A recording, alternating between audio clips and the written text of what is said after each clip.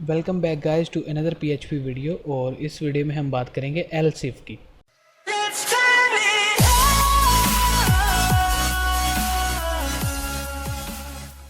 Last video में हमने सीखा कि अगर एक कंडीशन ट्रू हो, जैसे कि इफ़ कंडीशन ट्रू हो, तो इफ़ का जो कोड है वो एग्जीक्यूट होगा।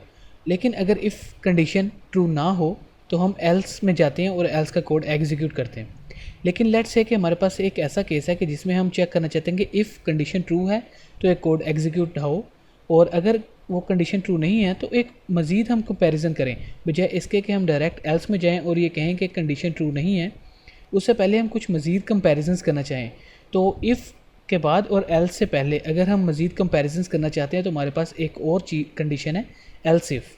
एल्स इफ़ को यूज़ करके हम मज़ीद कंपैरिजंस करना चाहते हैं, जितने मर्ज़ी कंपैरिजंस हम करना चाहें कर सकते हैं। और अगर अगेन उनमें हमारे कोई भी कंडीशन ट्रू ना हो तो देन हम एंड में एल्स लिख के अपने कोड को एंड कर सकते हैं और बता सकते हैं कि हमारी कोई भी कंडीशन ट्रू नहीं है, या उस एल्स के कोड को हम एग्जीक्यूट कर सकते हैं।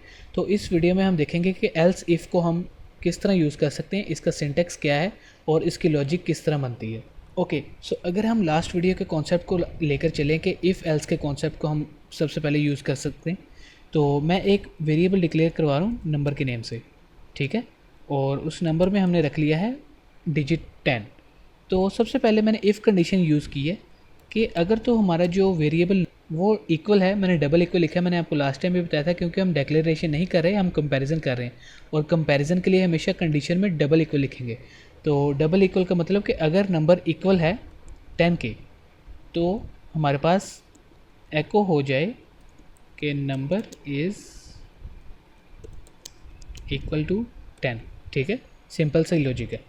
और अगर हमारे पास जो नंबर है वो 10 नहीं है, ठीक है, तो एको करो number is not equal to 10। Simple सी लॉजिक है, ठीक है।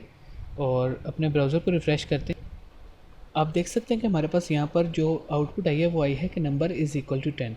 तो इसका मतलब है कि हमारी जो इफ़ कंडीशन है वो ट्रू है और हमारा जो इफ़ कंडीशन के अंदर कोड है वह एग्जीक्यूट हुआ है। लेट्स से कि हमारे पास जो नंबर है वो है 11। हमने नंबर वेरिएबल के अंदर 11 डिजिट सेव कर लिया है। तो अब जाहिर सी बात है कि हमारी कंडीशन इस तरह है कि वो जो नंबर है वो 10 के इक्वल नहीं है, तो हमारा जो एल्स का कोड है वो एग्जीक्यूट होना चाहिए कि number is not equal to 10।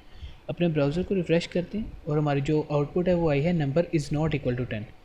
लेकिन अब हमारे पास जो एल्स इफ़ की ज़रूरत हमें क्यों पड़ती है? एल्स इफ़ की ज़रूरत हमें इसलिए पड़ती है कि हम चेक कर सकें कि हम मज़ीद कंपैरिजंस करने चाहते हैं कि नंबर अगर 10 के इक्वल है तो वो हमें बता रहा है कि नंबर 10 के इक्वल है, अदरवाइज़ वो ये बता रहा है कि नंबर 10 के इक्वल नहीं है। लेट्स से कि हम ये चाहते हैं कि वो हमें बताए कि नंबर 10 से ग्रेटर है या नंबर 10 से लेस है, मतलब कि हम मज़ीद कंपैरिजन करना चाहते हैं। मज़ीद कंपैरिजंस करने के लिए हमारे पास जो एक ऑप्शन अवेलेबल है वो है एल्स इफ़ का ऑप्शन। एल्स इफ़ का स्ट्रक्चर आप देख सकते हैं कि बिल्कुल सेम है जैसे कि इफ़ कंडीशन है।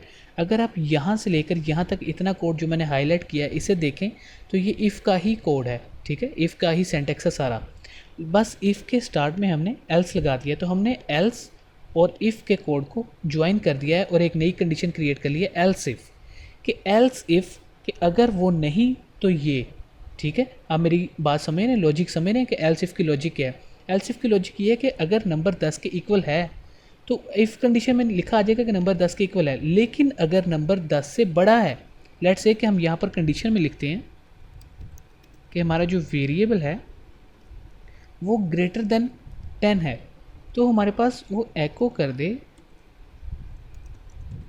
ग्रेटर देन 10, ठीक है।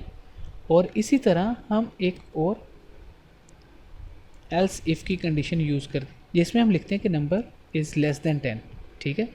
तो हमें एको कर दे कि नंबर इज़ लेस देन 10, और लास्ट में एल्स में वो लिखते हैं कि number is not equal to 10, ठीक है, अगर वो 10 के इक्वल नहीं है। अपने ब्राउज़र में जाते हैं, उसे रिफ़्रेश करते हैं तो हमारे पास लिखा आ गया नंबर इज़ ग्रेटर देन 10, ठीक है। और अगर हम इसको 11 को 9 कर दें तो हमारे पास जो आउटपुट है वो लिखी आ गई है कि नंबर इज़ लेस देन 10। तो वो किस तरह कंपेरिजन कर रहा है कि अगर तो इक्वल है 10 के तो इफ़ की कंडीशन को एग्जीक्यूट करे, अदरवाइज़ वो नीचे दूसरी कंडीशन में आता है और देखता है कि कहीं नंबर ग्रेटर देन 10 तो नहीं है।